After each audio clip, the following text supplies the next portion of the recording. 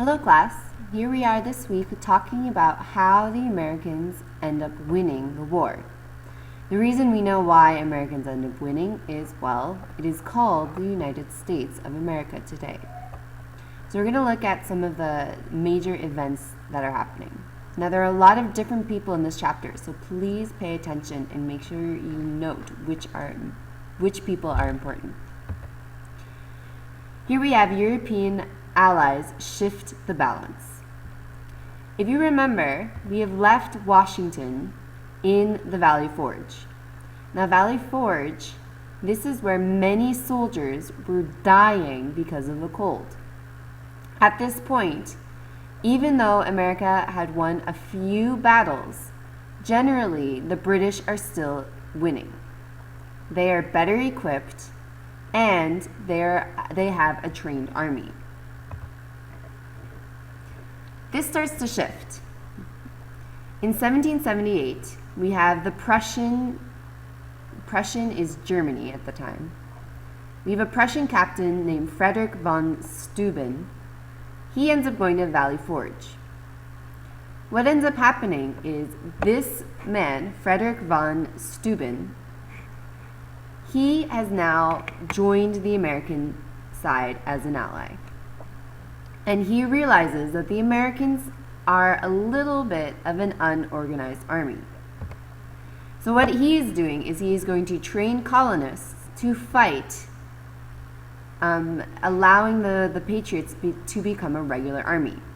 So at this point, the Patriots, they are a bunch of civilians. They are farmers. They are not equipped or skilled to fight in a war. The battles that they had won, that was by complete fluke, meaning it was just a happen of chance. But this von Steuben, he is a trained person at war. And so he starts to train George Washington's army at the Valley Forge. The second person who comes into play that helps the Americans is a person called Lafayette. This is Marquis de Lafayette. He is a rich Frenchman, or an aristocrat. He also ends up joining Washington at the Valley Forge. What Marquis ends up promising to George Washington is he is going to lead French troops alongside the American troops. And in 1779, until the end of the war, that is exactly what Lafayette does. So now we have two people joining Americans to fight against the British. Here we have is the American George Washington.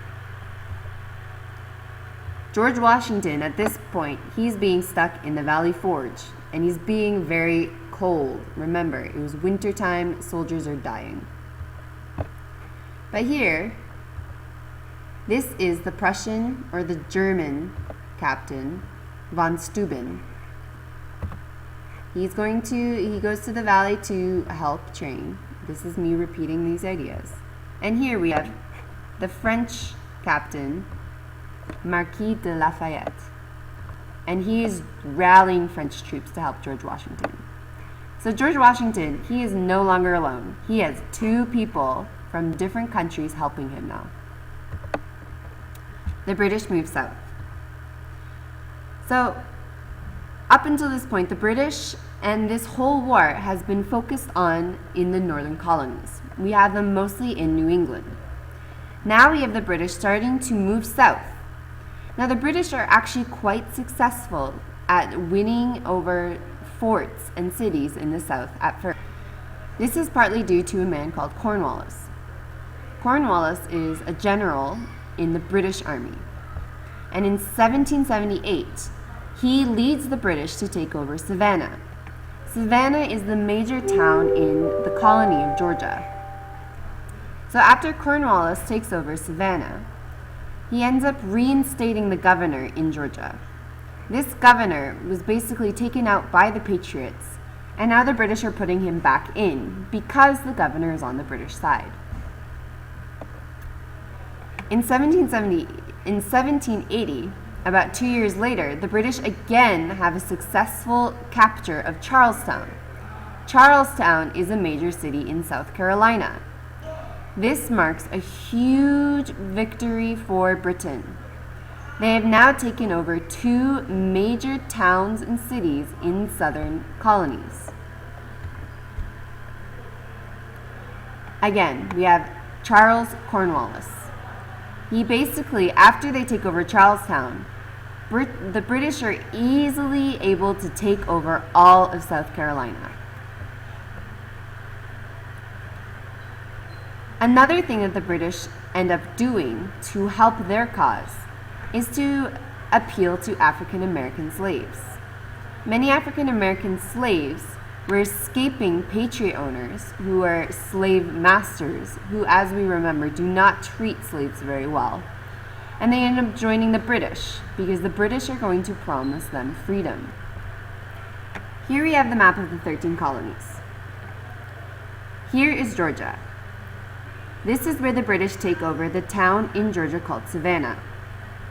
Here we have is South Carolina. This is where the British are going to take over the town of Charleston.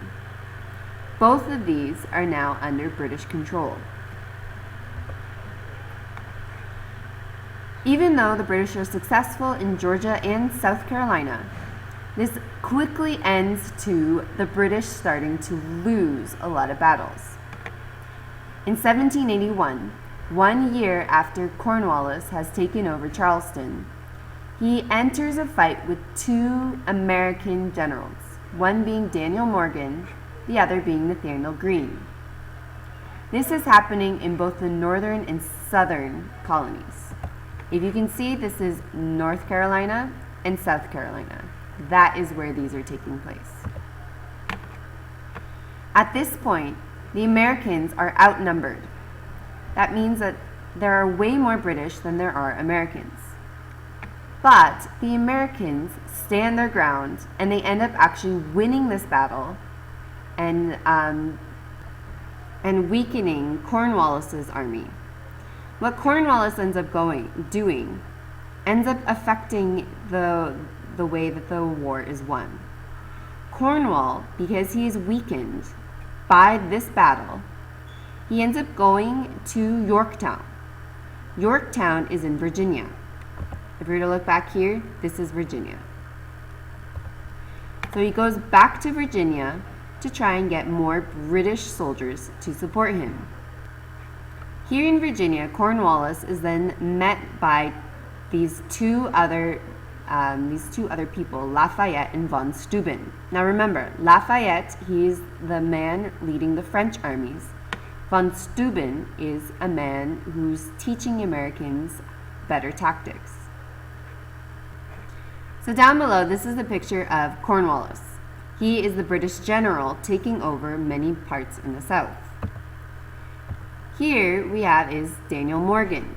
Daniel Morgan is one of the American generals who attacks Cornwallis in South and North Carolina. With him we have is Nathaniel Greene. Nathaniel Greene is another American who is attacking Cornwallis in North and South Carolina. So here we have both attack, even when outnumbered, and these two American generals win against Cornwallis. So again, Cornwallis is now back in Virginia. If you can tell, this is where Virginia is, and what he's doing is he's going to Yorktown. Yorktown is right on the corner of, right on the bay of Chesapeake Bay. If you notice this water here, this is Chesapeake Bay, okay? This is exactly where the British are sort of rallying to gain back reinforcements from the battles that they have just lost. British surrender at Yorktown. So here we have Cornwallis moves to Yorktown. Yorktown is an area that is controlled by the British at this time. We have the French army. Remember, the French army is led by Lafayette. They end up landing in Newport, Rhode Island. Rhode Island is sort of above Virginia. It is a small island. Okay. While they're in Rhode Island, we have Lafayette. His plan is to attack Yorktown. He is going to get the French, the Americans, to attack British at Yorktown, which is a British fort. What they start to do is they set out by boat.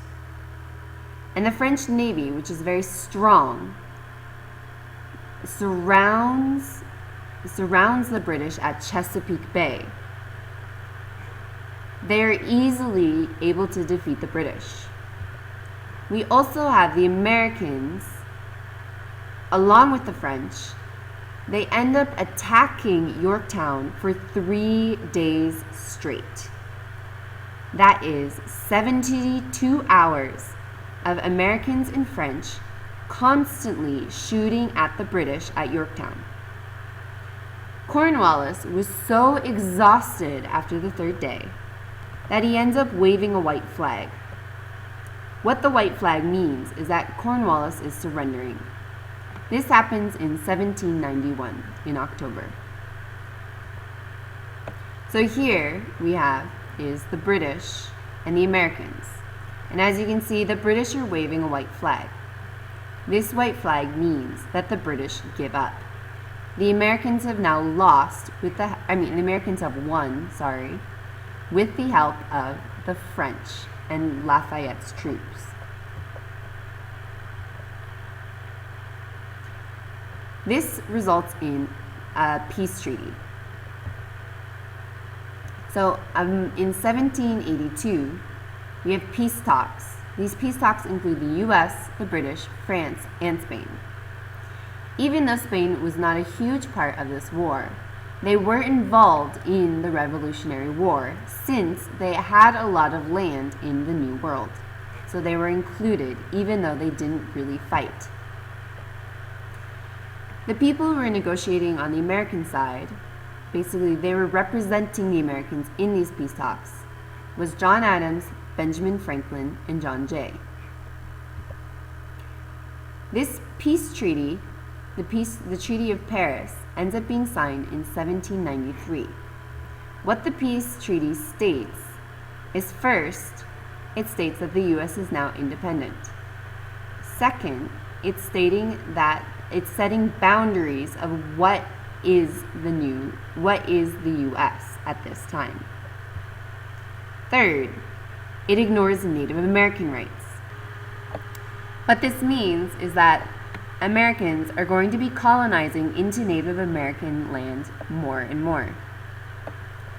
Last, it's making the British promise to repay the U.S. for all their debts. Now, the only thing that is not set during this treaty is when are the British going to be leaving forts in the U.S. So at this time, they do not know when the British soldiers are going to leave and go back to England. Now, the one most important thing that comes out of this war is that the war ends up becoming a symbol of liberty. What this means is that it starts this idea of egalitarianism society. Egalitarianism is the belief that all people are created equal. This is the foundation of the U.S. They were founded on this idea that all people are created equal. But what you should know is that this equality it only includes white men. So it's not including women. It's not including African slaves. They're still slaves. It's not including Native Americans. Native Americans are still forced off their land. Some planters in the South do free their slaves because they believe it's not right, but generally we still have a lot of slavery. And last, the U.S., they end up creating a government by the people, not a king. This is very different from how the British rule. The British rule, they have a history of having kings ruling over people. The U.S., they are working it in a very different way. This is sort of one of the most important ideas, which is democracy. We're going to be discussing this idea of liberty more in class in the next week.